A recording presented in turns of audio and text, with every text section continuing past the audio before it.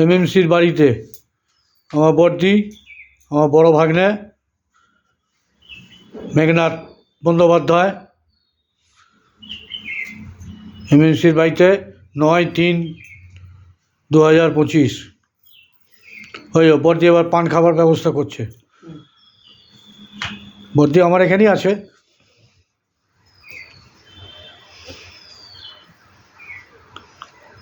মেঘনাথ আজকে এসছে।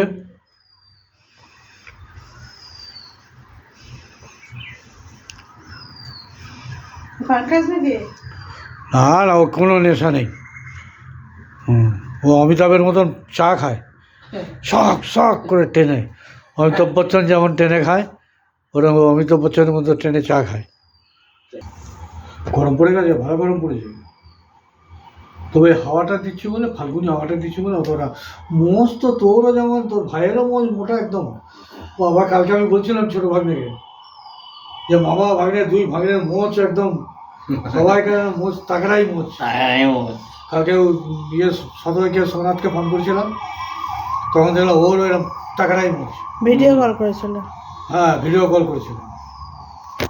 হ্যাঁ, ইয়ের সঙ্গে কথা বললাম। আর দেরি করো না।